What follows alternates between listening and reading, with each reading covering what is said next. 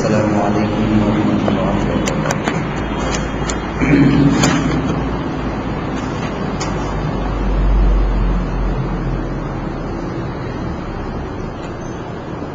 الحمد لله نحمده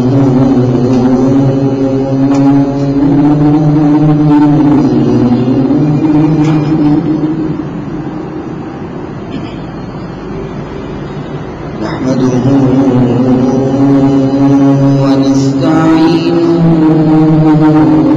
ونستغفره ونؤمن به ونتوكل عليه ونعوذ بالله من شرور أنفسنا ومن سيئات أعمالنا من يهده الله فلا مضل له ومن يضلل فلا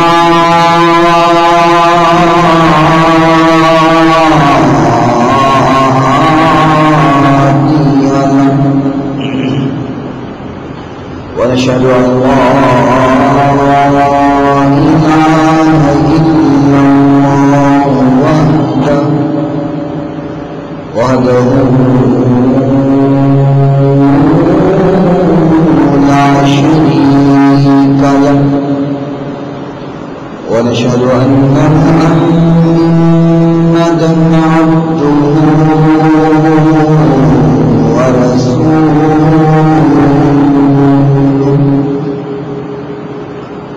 قال الله تبارك وتعالى في كلامه المجيد والفرقان الحميد. أعوذ بالله من الشيطان الرجيم. يا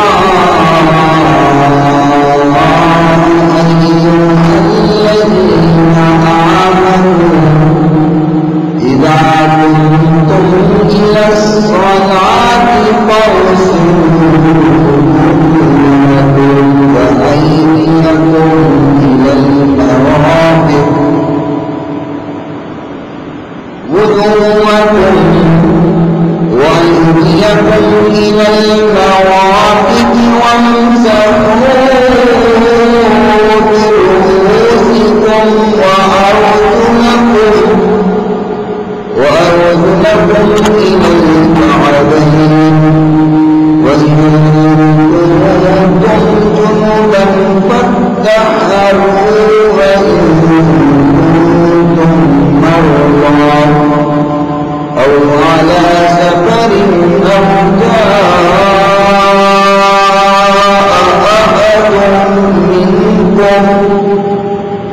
أحد منكم من الغائب أو لامستم النساء فلم تجدوا ماء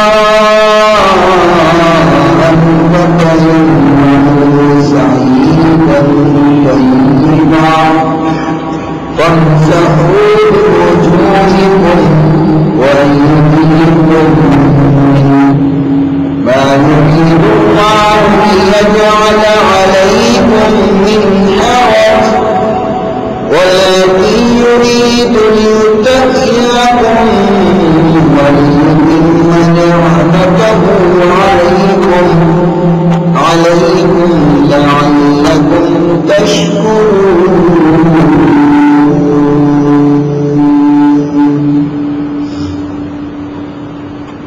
قابل صد احترام सामीन कराम, मेरे मोहतरम बुजुर्ग दोस्त भाई और सुनने वाली मुअज़्ज़ज़ात मुवक्करात मुकर्रमात इस्लामी रूहानी माओ-बहन, दुआ है खालिक कायनात हमारी आज की हाज़िरी अपनी बारगाह में मकबूल व मंजूर फरमाए और आज के اس مختصر خطبہ جمعۃ المبارک میں جس بات کو میں آپ کے گوش گزار کروں، اللہ بیان کرنے کے بعد سب سے پہلے مجھے اور سننے کے بعد آپ تمام سامعین کو عمل کرنے کی توفیق عطا فرمائے۔ آج کے اس مختصر خطبہ جمعۃ المبارک میں جس بات کو اظہار خیال کرنے کا ارادہ رکھتا ہوں، انسان شب و روز گزار رہا ہے اور ہر انسان جو زندگی رکھتا ہے بشریت کے تقاضے میں آتا ہے، اس کے ساتھ تمام مراحل پیش آتے ہیں جو کہ بحیثیت انسان آنے چاہیے۔ مثال کے طور پر ایک انسان شادی کرتا ہے تو غسل کے مراحل میں سے وہ گزرتا ہے، پاکی اور ناپاکی کے مراحل سے وہ گزرتا ہے، پاکی اور پلیتی کے مراحل سے وہ گزرتا ہے۔ ایسا انسان دنیا میں کوئی نہیں جو یہ کہے کہ زندگی میں کبھی ناپاک نہیں ہوا۔ لیکن بات کرنے سے پہلے ایک مسئلے کو سمجھ لیں کہ انسان جب اس نے کلمہ پڑھ لیا اشہد ان لا الہ الا اللہ واشہد ان محمد رسول اللہ، جب اللہ کی توحید کی اس نے گواہی دی، محمد رسول اللہ صلی اللہ علیہ وسلم کی رسالت کی گواہی دی، نبی ہونے کی گواہی دی، جب وہ مسلمان ہو گیا تو اب وہ انسان پاک ہی پاک ہے۔ مومن کبھی پلید نہیں ہوگا، مومن پاک رہتا ہے۔ طہارت اس کی جسمانی ہے اس وقت تک جب تک اس کے جسم پر بظاہراً غلاظت نہ لگی ہو، مومن کبھی ناپاک نہیں ہوتا۔ اور اس کی دلیل سیدنا ابو ہریرہ رضی اللہ عنہ، جس کے دل میں صحابہ کی محبت ہے، وہ ضرور بولے رضی اللہ تعالی عنہ۔ امام بخاری رحمۃ اللہ علیہ نے صحیح بخاری پہلی جلد اور باب الغسل کے اندر اس حدیث کو نقل فرمایا۔ سیدنا ابو ہریرہ رضی اللہ تعالی عنہ رستے سے آ رہے ہیں، سامنے سے تیرے میرے پیر مرشد جناب محمد رسول اللہ صلی اللہ علیہ وسلم تشریف لا رہے ہیں۔ توجہ دیجیے گا، اس مسئلے کو غور سے سمجھیں۔ بات سمجھنے کی ہے، میں تقریر نہیں کر رہا بلکہ وہ سبق جو اپنے اساتذہ سے پڑھا وہ آپ کو سبق سنا رہا ہے، آپ کے وہ سبق پلے باندھ لینا۔ کوئی بہت بڑا علامہ فہامہ تو میں نہیں ہوں، طالب علم جو اپنے اساتذہ سے سبق میں نے پڑھا ہے وہ آپ کو سنا رہا ہوں، آپ اس کو سیکھیں۔ تو آقا کائنات علیہ السلام سامنے سے آ رہے ہیں۔ سیدنا ابو ہریرہ رضی اللہ تعالیٰ عنہ کو آقا نے دیکھا تو آقا علیہ السلام نے سیدنا ابو ہریرہ رضی اللہ تعالیٰ عنہ کا ہاتھ پکڑ لیا اور باتیں کرنے لگے۔ سیدنا ابو ہریرہ فرماتے ہیں میں بھی آقا کے ساتھ ساتھ چل رہا ہوں، آقا نے میرا ہاتھ پکڑا ہوا ہے اور باتیں کر رہے ہیں۔ میں قربان جاؤں صحابہ کی عظمت پر کہ جن کا ہاتھ پکڑ کے میرے قدم پر باتیں کیا کرتے تھے۔ سیدنا ابو ہریرہ رضی اللہ تعالیٰ عنہ کی عظمت اور مقام یہ ہے، لیکن آج بکواس کرنے والے سیدنا ابو ہریرہ پر بھی الزام لگاتے کہتے ہیں وہ غیر فقیہ تھے۔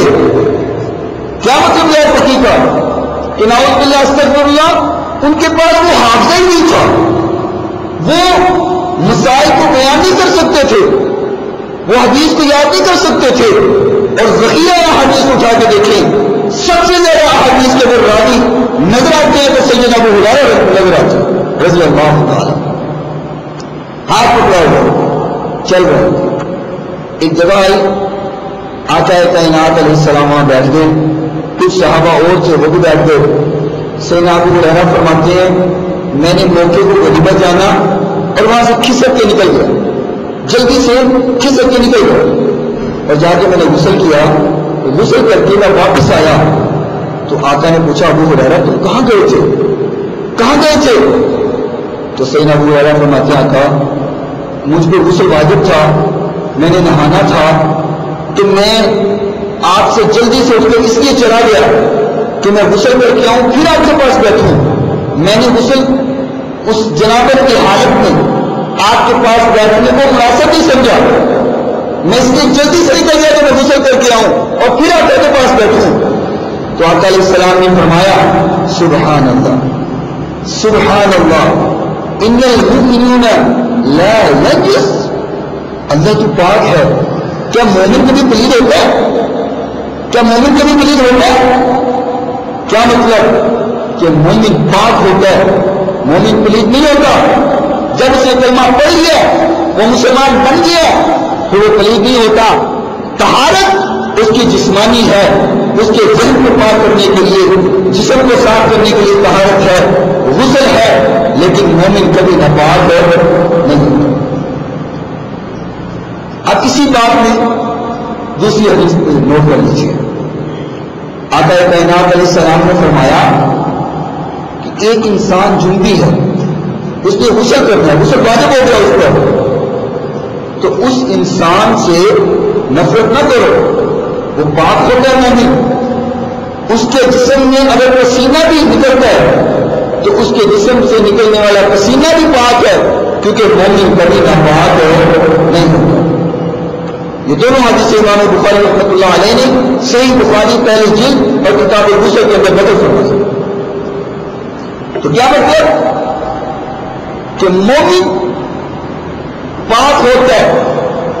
اگر اس کو غسل واجب ہے تو وہ خالی وضو کر لے، اگر وہ غسل نہیں کر سکتا خالی وضو کر لے، اور جب وہ غسل کرنے کے قابل ہو جائے غسل کر لے تو وہ تب بھی پاک.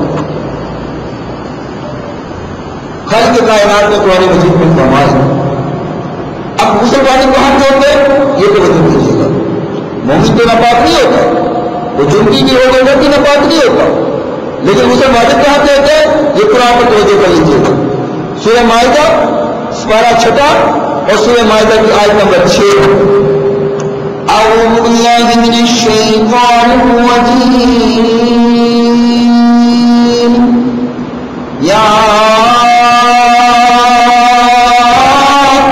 ایھا الذین آمنوا اذا قمتم الی الصلاۃ فاغسلوا وجوہکم وأیدیکم الی المرافق وامسحوا برؤوسکم وارجلکم الی الکعبین. فرمایا ایمان والو جب تم نماز کے لیے کھڑے ہو، نماز کے لیے تو فاغسلوا پھر تم غسل کرو، یعنی کہ نماز پڑھنے کے لیے پھر غسل ضروری ہے، وگرنہ کوئی اپنے آپ کو ناپاک نہ سمجھے. نماز کے لیے غسل پھر ضروری ہو جاتا ہے، وہ پھر غسل کرے پھر نماز کے لیے آئے. غسل کے بغیر نماز کے لیے آنا جائز نہیں. تو خالق کائنات نے جو پاکی بیان کی ہے اور پاکیزگی بیان کی ہے وہ ہمارے لیے، ہمارے لیے. حالانکہ اللہ کو یہ زمین اللہ کی ہے، ہم بھی اللہ کے ہیں، نظام اللہ کا ہے، قرآن و حدیث اللہ کے بھیجنے والا ہے، یہ نظام کو چلانے والا، بنانے والا اور اس کو سنبھال دینے والا یہ اللہ ہے. اگر اللہ چاہتا تو غسل والا معاملہ ہی نہ رکھتا. ٹھیک ہے جیسا چل رہا ہے معاملہ چلے، صبح بادشاہ ایک جیسی ہو. کبھی آپ توجہ کیجیے، میرے انسان کی فطرت ہے، اللہ کی ہر کام میں حکمت ہے. انسان جب غسل کرتا ہے، وضو کرتا ہے، نہاتا ہے تو جتنا ریلیکس اپنے آپ کو محسوس کرتا ہے اور کسی انداز سے محسوس نہیں کرتا، جتنا مرضی انسان پاک ہو، لیکن جیسے ہی وہ غسل کر لیتا ہے نہا لیتا ہے تو ریلیکس ہو جاتا ہے۔ تو یہ ایک حکمت ہے مومن کو مطمئن کرنے کے لیے، اس کو سکون دینے کے لیے، کیونکہ اللہ کبھی نہیں چاہتا کہ میرا بندہ پریشان ہو، میرا بندہ مصیبت میں۔ اللہ اپنے بندوں کو خوشی دینا چاہتا ہے، آرام دینا چاہتا ہے، سکون دینا چاہتا ہے۔ خالق کائنات نے کبھی فرمایا فَاغْسِلُوا وُجُوهَكُمْ، تم غسل کیا کرو، اور غسل کرنے کے لیے جو ضروری چیزیں قرآن کو بیان نہیں، پہلے میں قرآن پیش کرتا ہوں پھر صحیح حدیث پیش کرتا ہوں۔ خالق کائنات نے فرمایا وُجُوهَكُمْ وَأَيْدِيَكُمْ إِلَى الْمَرَافِقِ وَامْسَحُوا بِرُءُوسِكُمْ وَأَرْجُلَكُمْ إِلَى الْكَعْبَيْنِ، فرمایا اپنے چہرے کو دھویا کرو، چہرے کو دھویا کرو، اپنے ہاتھوں کو دھویا کرو کوہنیوں تک، منہ میں کلی کرنا، ناک کو چھانا، ناک صاف کرنا۔ میرے محترم سامعین، انسان ریلیکس ہوتا ہے اور تیرے جناب محمد رسول اللہ صلی اللہ علیہ وسلم۔ میرے محترم ایک مسئلہ اور بیان کر دوں، بعض لوگ کہتے ہیں، میں آپ کو بعض بات کہتا ہوں کہ کہو سبحان اللہ، کہو صلی اللہ علیہ وسلم، تو کچھ نے فتویٰ لگایا ہے کہ غلط کر رہے ہیں آپ کیوں کہتے ہیں کہ بار بار کہو سبحان اللہ، کہو الحمدللہ، کہو صلی اللہ علیہ وسلم۔ مجھے ایمان سے بات بتاؤ، اگر میں آپ سے کہوں گا کہ صلی اللہ علیہ وسلم پڑھو تو آپ پڑھیں گے تو فائدہ کس کا؟ میرا؟ بولو، میرا فائدہ، آپ کا فائدہ۔ پھر میں ہمارے محمد صلی اللہ علیہ وسلم نے فرمایا، یہ حدیث ابو داؤد میں موجود، آقا کائنات علیہ الصلوۃ والسلام نے فرمایا کہ جمعے کے دن لوگوں کو چاہیے کہ وہ کثرت سے مجھ پر درود پڑھا کریں، کثرت سے درود پڑھا کریں، زیادہ سے زیادہ درود پڑھا کریں۔ ویسے تو عام دنوں میں بھی درود پڑھنا چاہیے، جمعے کو کثرت سے پڑھنا چاہیے سب کو صلی اللہ علیہ وسلم۔ سیدہ میمونہ رضی اللہ تعالی عنہا اس حدیث کی راویہ، یہ حدیث امام بخاری رحمۃ اللہ علیہ صحیح بخاری کتاب العزت کے اندر باب 189 حدیث نمبر 269 میں اس حدیث کو نقل فرمایا۔ اما جان میمونہ رضی اللہ تعالی عنہا فرماتی ہیں کہ میں آقا علیہ السلام کا غسل آپ کے سامنے پیش کرتی ہوں۔ آقا غسل کیا کرتے تھے، وضوء الجنابۃ وفاق یمینہ علی یسارہ مرتين او ثلاثا۔ جب آقا نے غسل کرنا ہوتا، آقا غسل کرنے سے پہلے آخر میں جو بیان ہوا وہ یہی ہے کہ آقا کو کپڑا دیا گیا لیکن آپ نے استعمال نہیں کیا۔ سیدہ عائشہ رضی اللہ تعالی عنہا فرماتی کہ آقا جب غسل کر کے آتے تھے تو اپنے ہاتھوں سے پانی چاڑ رہے ہوتے تھے، جیسے بندہ یوں پانی چاڑتا ہے، یوں اپنے چہرے کا پانی، بازو کا پانی، تو ماں فرماتی ہیں آقا یوں پانی چاڑ رہے ہوتے تھے، مطلب کہ غسل کرنے کے بعد آقا نے کپڑا استعمال نہیں کیا بلکہ پانی کو ویسے ہی جھاڑا ہے، ویسے پانی کو صاف کیا، کپڑا استعمال نہیں کیا۔ سیدہ میمونہ سے بھی روایت موجود ہے، سیدہ عائشہ سے بھی روایت موجود ہے، اور صحیح بخاری کی کتاب دوسری روایت کے دونوں موجود ہے کہ آقا نے نہانے کے بعد توڑیا یا کپڑا استعمال نہیں کیا۔ اب میں تھوڑی سی فضیلت کی طرف کو لے کر چلتا ہوں، پھر بعد میں آپ کو صحیح جو مصنوع طریقہ تمام احادیث کا مجموعہ جو طریقہ ہے غسل کا وہ آپ کے سامنے پیش کرتا ہوں۔ جناب محمد محبت سے بولو صلی اللہ علیہ وسلم۔ اس حدیث کے راوی سیدنا ابو ہریرہ رضی اللہ تعالیٰ عنہ، یہ حدیث صحیح بخاری میں موجود حدیث 270 نمبر۔ سیدنا ابو ہریرہ رضی اللہ تعالیٰ عنہ فرماتے ہیں کہ آج تکبیر ہو چکی تھی، لوگ لگے بنا چکے تھے، صحابہ سب میں کھڑے ہو گئے تھے، تکبیر ہو گئی، آقا علیہ السلام اپنے حجرے سے باہر آئے۔ صحیح حدیث ہے بخاری شریف کی، توجہ کرنا اس بات پر، میں جس نقطے کی طرف آپ کو لے کے جانے لگا ہوں۔ سیدنا ابو ہریرہ فرماتے ہیں سبیں بن چکی تھی، تکبیر ہو گئی، یہاں پہ مولوی صاحب دونوں لیٹ ہو جائے تو کون برپا ہو جاتی ہے؟ مولوی صاحب کسی کتنے سکتے رہیں گے نماز کا بیٹھ کیوں؟ آپ آخری رکھے تو نماز سے پوچھو انہیں نہیں پتا ہونا کہ مولوی صاحب دونوں لیٹ ہو جائیں تو بھاجی بھی بن سکتی ہے. کیا سے بات کر اپنا ہی دیکھنا خود ہے نماز کسی کی نماز پڑھنے آنا ہے. جس میں سے جلدی آ جائے جلدی میں مولوی صاحب ایک منٹ لیٹ ہو گئے تو بس اتنا سارا جس میں مولوی صاحب کو نکال دو. سمجھو یہاں پہ بات سیدنا ابو ہریرہ فرماتے ہیں تکبیر ہو گئی تھی آقا پھر حجرے سے باہر آئے. آقا علیہ السلام مسئلے پہ کھڑے ہو گئے. صحابہ کی سبیں پڑی ہوئی ہیں سبیں بن گئی ہیں نماز پڑھنے کے لیے تیار ہیں. آقا علیہ السلام صحابہ سے فرماتے ہیں او میرے صحابہ تھوڑی دیر یہاں پہ ٹھہرنا میں ابھی آتا ہوں. آقا کو یاد آیا کیا کہنے غسل کرنے آپ نہانے والے تھے.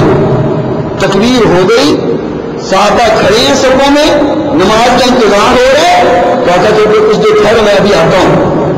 آقا علیہ السلام جلدی سے وہاں پہ چل گئے تو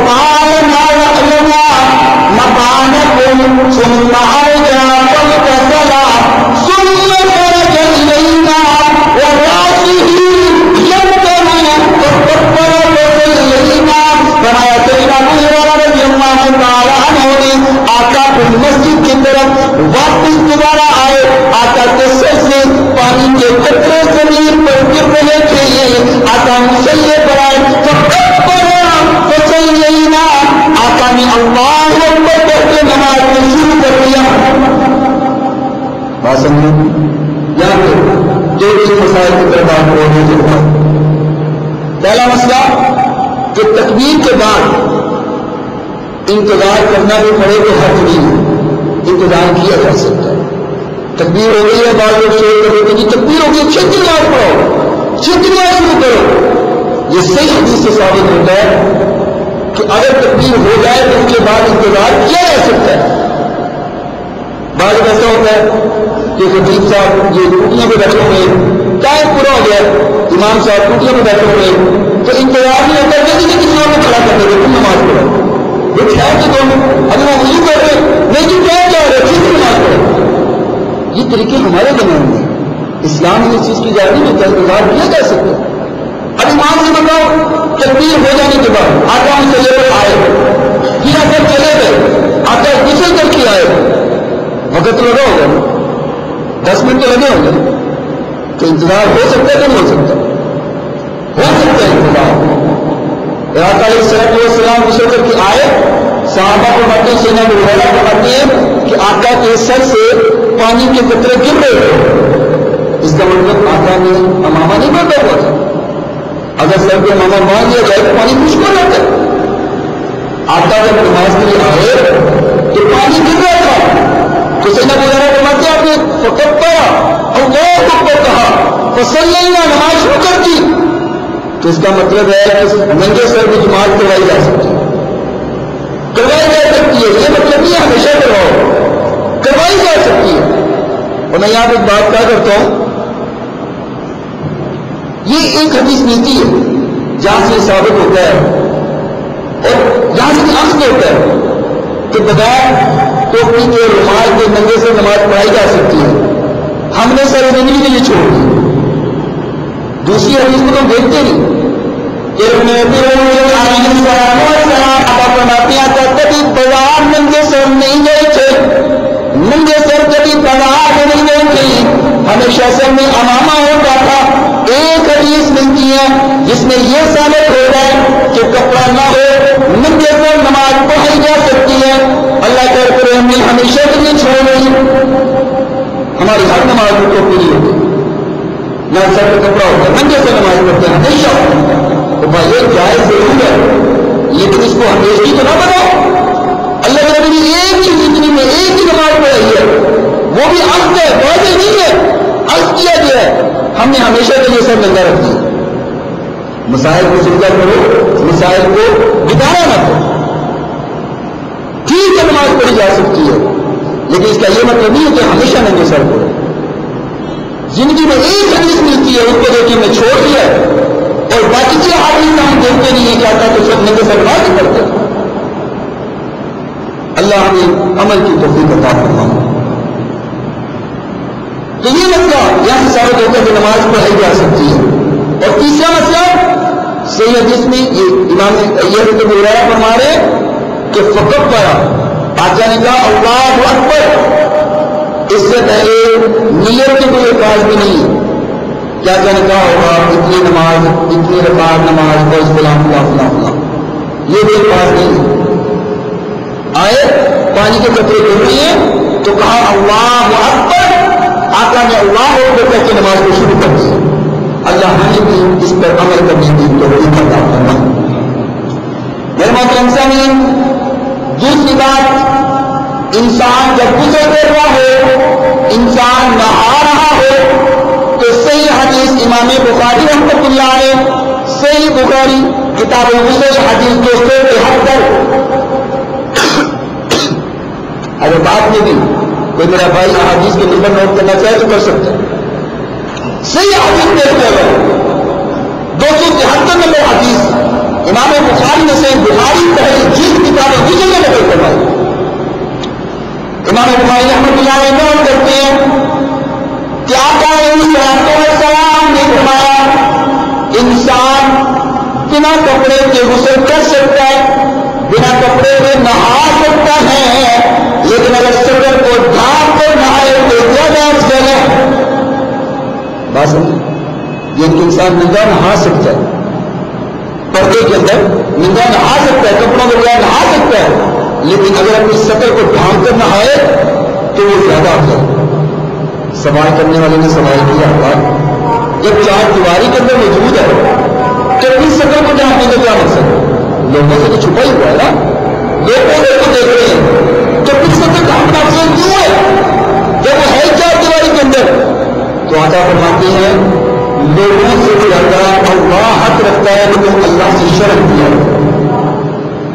لوگوں سے شرک کرنا یہ کم ہے، اللہ زیادہ حق رکھتا ہے کہ اللہ سے تم شرک کرو. تو اس لیے بند کمرے میں بھی چار دیواری کے اندر بھی اگر بندہ غسل کرے نہائے تو افضل یہ ہے کہ وہ اپنی سطر کو ڈھانپ لے، ناف سے لے کر گھٹنوں تک، مرد کا ناف سے لے کر گھٹنوں تک ڈھانپ لے، یہ زیادہ افضل ہے. اور پھر اسی بات میں اگلی حدیث فرمایا اگر اکیلا ہو تو پھر تو وہ بغیر کپڑوں کے بغیر سطر کو ڈھانپے نہا سکتا ہے، سطر ڈھانپنا افضل ہے. لیکن اگر لوگوں کے سامنے نہائے تو سطر ڈھانپنا ضروری ہے. پھر ننگا نہیں نہا سکتا لوگوں کے سامنے، پھر سطر کو ڈھانپنا ضروری ہے. غسل میں یہ حصہ ضروری ہے. امام بخاری رحمۃ اللہ علیہ اسی حدیث میں آگے واقع نقل فرمایا آقا کائنات کے اندر پیرو مجھے جناب محمد رسول اللہ صلی اللہ علیہ وسلم نے واقعہ بتایا ہمارے سیدنا موسیٰ علیہ السلام کے دور کے اندر بنی اسرائیل کے لوگ ننگے نہایا کرتے تھے، لوگوں کے سامنے نہایا کرتے تھے، سطر کو ڈھانپا نہیں کرتے تھے، لوگ دوسرے کو دیکھا کرتے تھے. لیکن حضرت موسیٰ علیہ السلام ان سب کے سامنے نہاتے نہیں تھے، اکیلے جا کرتے جہاں اکیلے ہوتے وہاں بھی نہایا کرتے تھے، وہاں پہ وہ نہاتے. بنی اسرائیل کے لوگوں نے الزام لگا دیا، کہا یہ تو موسیٰ ہمارے سامنے نہیں نہاتا، یہ صاحب پہ جا کے نہاتا ہے، ضرور کوئی مسئلہ ہوگا، ضرور اس کو کوئی نہ کوئی بیماری ہوگی، اس لیے ہمارے سامنے نہیں نہاتا، یہ چھپتا رہتا ہم سے، یہ چھپ جاتا ہے. اگر اس کو کوئی مسئلہ نہ ہو، صحیح سلامت ہو تو ہمارے سامنے نہ نہائے. یہ بات جب انہوں نے پھیلائی سیدنا موسیٰ علیہ السلام ایک بار نہا رہے ہیں، اپنے کپڑوں کو اتار کر پتھر پہ رکھ دیا.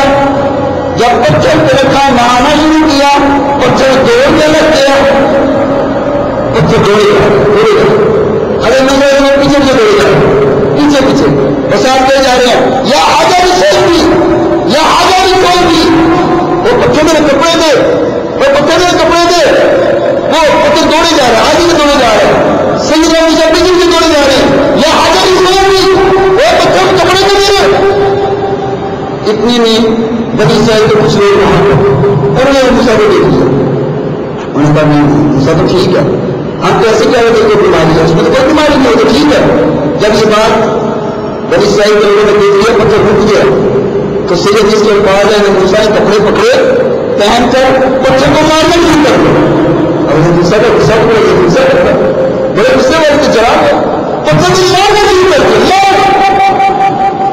وہ پتھر اس وقت آقا کے دور میں آقا فرماتے ہیں اس پر 3 نشان پتھر کے مار کھانے کے ابھی بھی موجود ہیں.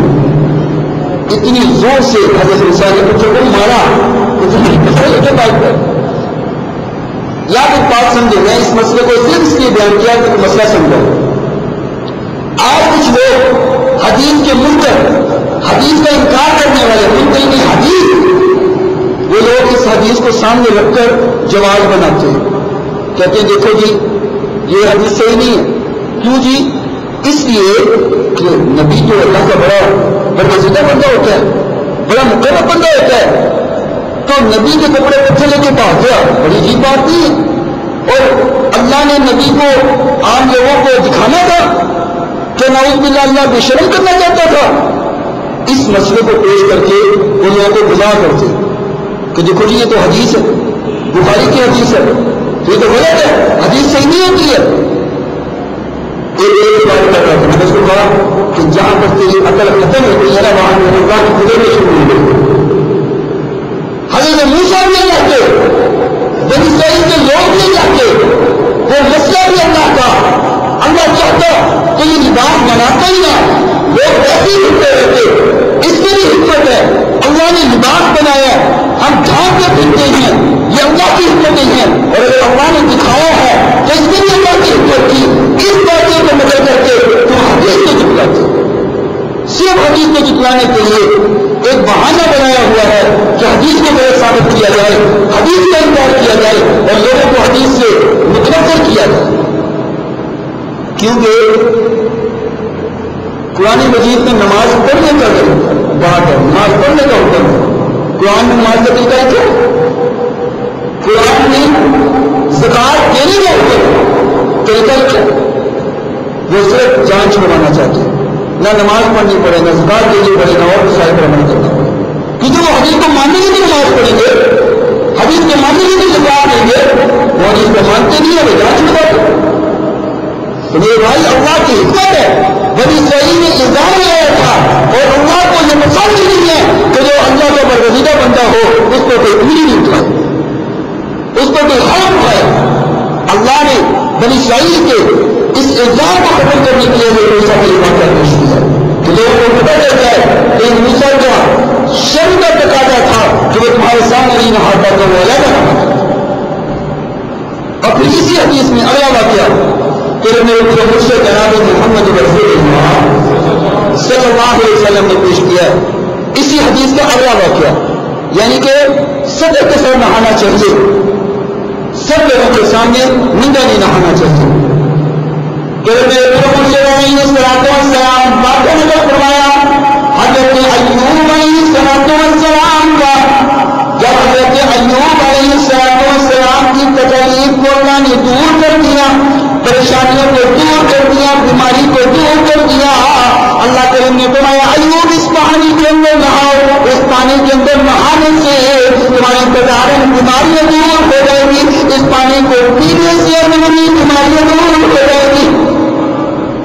اللہ حضرت ایوب علیہ السلام اس پانی کے ساتھ نہا رہے ہیں, اللہ پانی تو بھی گیا, صحت بھی دی گئی, جسمانی بیماریاں بھی دور ہو گئی. حضرت ایوب کے دل میں خیال آیا اللہ میرے پاس تو دولت بہت تھی, اب دولت کہاں سے آئے گی؟ اب وہ سوچ رہے تھے اللہ نے آسمان سے سونے کی ٹکڑیوں میں بارش کر دی. اللہ دینا چاہے تو یوں بھی دینے پر قادر ہے. آسمان سے سونے کی ٹکڑیوں میں بارش ہونا شروع ہو گئی. حضرت ایوب علیہ السلام نے نہانا ان کو بھول گیا تو جلدی سے سونے کی ٹکڑی اکٹھی کرنے لگ گئے, جلدی سے ٹکڑی اکٹھی کرنے لگ گئے, اور جو کپڑے خود پہننے تھے ان میں ٹکڑیاں ڈالنے لگ گئے, کٹھی کر کے اس میں ڈالنے لگ گئے. اللہ نے فرمایا ایوب کیا میرے میں حق پر اخبار نہیں ہے, تمہیں بات میں کروں گا. فرمایا اللہ تیری رحمت پر اعتبار ہے لیکن لالچ میں سے نہیں ہے، تیری رحمت کا بڑا لالچ ہے، تیری رحمت چاہیے۔ تو بہت بات اس کر رہا تھا کہ آقا علیہ السلام نے فرمایا کہ انسان اگر اکیلا نہائے تو بغیر کپڑوں کے نہا سکتا ہے، لیکن کیونکہ میں سطح ڈھانپ کر نہائے تو وہ زیادہ افضل ہے، لیکن لوگوں کے سامنے اگر وہ نہاتا ہے تو اس کے لیے اپنی سطح کو ڈھانپنا ضروری ہے۔ اب آؤ تھوڑا سا وقت رہ گیا ہے، میں آپ کے سامنے وہ طریقہ پیش کر دوں جو پورا پاک صحیح بخاری کا اور پورا پاک صحیح مسلم کا، بخاری اور مسلم کے دونوں باب کو پڑھ کے جو غسل کا طریقہ آقا علیہ السلام کو ملتا ہے وہ میں آپ کے سامنے پیش کرتا ہوں۔ سب سے پہلے انسان اپنے جسم پر جو مناظر لگے ہیں ان کو صاف کرے، وہ جہاں بھی لگے ہیں اس کو اچھی طرح دھوئے، لیکن یاد رکھو امام بخاری کی جو روایت باب الوضو میں نقل فرمائی ہے، آقا علیہ السلام نے فرمایا کوئی انسان اپنی شرمگاہ کو دایاں ہاتھ نہ لگائے، دایاں ہاتھ نہ لگائے، غرائز کو دھوتے ہوئے اپنا بایاں ہاتھ استعمال کرے، دایاں ہاتھ استعمال نہ کرے، دایاں ہاتھ سے پانی ڈالے اور بائیں ہاتھ کے ساتھ اپنی غرائز کو صاف کرے، جسم کو صاف کر لے، جب اس کو یہ تسلی ہو جائے کہ میرا جسم اب صاف ہو گیا، کہیں غرائز نہیں رہی، تو پھر جو سنت کو پورا کرے وہ زمین پر رگڑے اپنے ہاتھوں کو 3 بار یا 2 بار، صرف سے 2 بار یا 3 بار، یہ 2 طریقے اس کو رگڑے۔ آج کل ہمارے فرش پکے ہوتے ہیں، چپس ہے یا پکا فرش ہے، کچا فرش نہیں ہے، کبھی مٹی کا فرش ہوتا ہے، بندہ رگڑ لیتا ہے۔ اس کے لیے بعد دیکھنے کا ہے کہ بعض دیواریں ہوتی ہیں جس پہ سیمنٹ لگا ہے، پلسٹر ہوتی ہیں، مٹی کی دیواریں، تو وہ سنت کو پورا کرنے کے لیے اپنے ہاتھوں کو دیوار میں رگڑ دو۔ اب اتنا بھی نہیں رگڑنا کہ ہاتھوں کو ضرور کر دو، ہلکا سا رگڑو تاکہ سنت کو پورا کر دو۔ صابن سے اپنے ہاتھ دھو، اصل مقصد ہے کہ غلاظت کو دھوتے ہوئے اگر ہاتھ کو لگ دیا جائے تو وہ صاف ہو جائے، صابن سے اچھی طرح ہاتھ دھو، تو منہ بھر کے کلی کرو، 3 بار کلی منہ بھر کے، پھر ناک میں پانی ڈالو جس طرح نماز کے لیے وضو کرتے ہیں، ناک میں پانی ڈالو، لیکن یہ خیال ہے کہ پانی ڈالتے ہوئے ناک میں پانی یہاں تک پہنچ جائے، یہاں تک پہنچ جائے، لیکن اس سے پہلے وہ نہیں پہنچا ورنہ مسئلہ اور ہو جائے گا، نماز میں نہیں پہنچ جائے گا، یہاں تک آپ کو پانی پہنچے، شاید محسوس ہوتا ہے جب پانی پہنچ جائے، پھر یہ چھوٹی انگلی کے ساتھ ناک کو صاف کرے اچھی طرح سے، پھر اس کو جھاڑے، ناک کو جھاڑنا بھی سنت ہے، مجھے جو ہم نے آپ کے سامنے بیان کیا تھا، ناک اس طرح جھاڑے، پھر اپنے منہ کو دھوئے، یہ سارا چہرہ جو سامنے نظر آ رہا ہے یہ ٹکی جو چہرے کی ہے یہ دھوئے، اور اس کے بعد اپنی داڑھی کا خیال کرے، جس کی ہے اللہ سب کو رکھنے کو توفیق دے، اب جس کی نہیں ہے وہ کہاں خیال کرے گا، یہ سنت سے تو معلوم ہو جائے گا، تو داڑھی کا خیال کرے اچھے سے 3 بار خیال کرے، پھر بازو دے، پہلے دایاں بازو پھر بایاں بازو، اور اس کے بعد ہم نماز کے جب وضو کرتے ہیں ہم سر پر مسا کرتے ہیں، غسل کے وضو میں مسا نہیں کرنا، بلکہ یہ پانی لو 3 بار سر پہ ڈالو، 3 بار پانی سر پہ ڈال کر اچھی طرح خلال کرو، جیسے ہم سر پہ تیل لگا کر خلال کرتے ہیں ویسے اچھی طرح خلال کرو، خلال، اور پھر اپنی کان کا مسا کرتے پہلے دائیں سر پہ پانی ڈالنا پھر بائیں سر پہ پانی ڈالنا، یہ سیدہ سلمہ رضی اللہ تعالیٰ عنہ، سیدہ میمونہ رضی اللہ تعالیٰ عنہ، سیدہ عائشہ رضی اللہ تعالیٰ عنہ، تینوں امہات المؤمنین سے صحیح بخاری میں یہ روایات نہیں کی، باب غسل کے میں یہ روایات موجود ہیں، تینوں امہات المؤمنین سے یہ روایت ہے کہ آقا پہلے دائیں سر پہ پانی ڈالتے پھر بائیں سر پہ پانی ڈالتے، اور اس کے بعد نہا لے انسان سارا جیسے ہم عام نہاتے ہیں، اور اس کے بعد اس جگہ سے جہاں پہ غسل کیا ہے وہاں سے تھوڑا سا کھسک کر سائڈ پر ہو کر پھر پہلے دایاں پاؤں دے پھر بایاں پاؤں دے، پاؤں پہلے نہیں دھونے، نہانے کے بعد پھر دایاں پاؤں دے پھر بایاں پاؤں دے، اور اس کے بعد غسل مکمل ہو جاتا ہے۔ اور اس دوران یہ حدیث میں پہلے نظر فرمائی تھی، اب میں دوبارہ پھر آپ کے سامنے پیش کرتا ہوں کہ اگر اس دوران نہاتے ہوئے انسان کا ہاتھ شرمگاہ میں لگے آگے یا پیچھے تو غسل اس کا ہو گیا، لیکن وہ اس کے ساتھ نماز نہیں پڑھ سکتا، نماز کے ادائیگی نہیں کر سکتا، لیکن غسل اس کا مکمل ہو گیا، وہ بعد میں پھر وضو کرے، لیکن اگر نہاتے ہوئے اس کا ہاتھ نہیں لگا، شرمگاہ کو آگے یا پیچھے ہاتھ نہیں لگا تو وہ اسی وضو کے ساتھ نماز بھی پڑھ سکتا، لیکن اس بات یاد رکھیں خالی نہانا یہ غسل نہیں ہوتا، خالی نہا لینا، ہمارے لوگ بعض جمعے والے دن سال خالی نہا کر آ جاتے ہیں یا جمعہ پڑھنے کے لیے نماز پڑھنے کے لیے صرف نہا کر آ جاتے ہیں، ہو گیا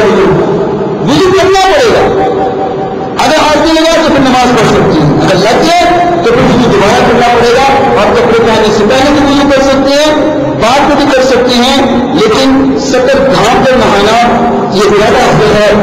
آپ کے سامنے حدیث کی روشنی کو پیش کر دیا ہے.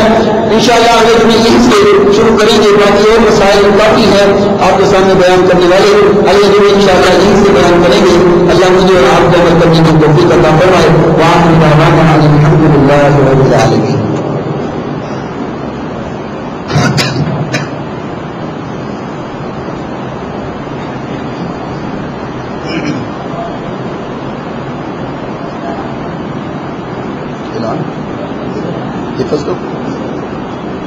جیسے کہ پچھلے دنوں میں اعلان کیا تھا کہ حفظ کی کلاس کا آغاز کر دیا گیا. ماشاءاللہ بچے حفظ کرنے کے لیے آ چکے ہیں کچھ، اور بھی جتنے بھائی ہیں وہ کوشش کریں اپنے بچوں کو حفظ کے لیے داخل کروائیں تاکہ وہ قرآن کو حفظ کریں، سمجھیں، پڑھیں. آپ کے لیے بھی ذریعہ نجات بنے، بچوں کی بھی عادت بن جائے.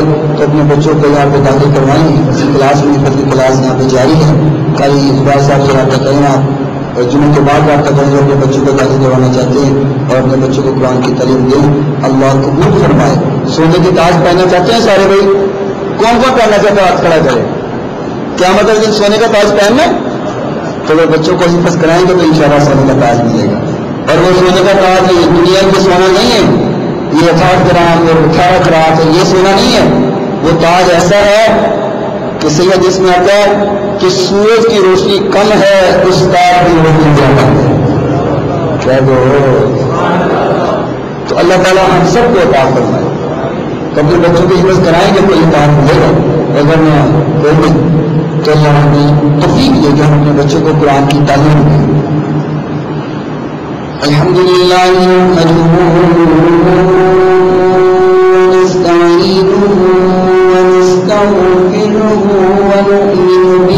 ونتوكل عليه ونعوذ بالله من شرور أنفسنا ومن سيئات أعمالنا من يهده الله فلا مضل له ومن يضلل فلا هادي له ونشهد أن لا إله إلا الله وحده لا شريك له وأشهد أن محمدا عبده ورسوله.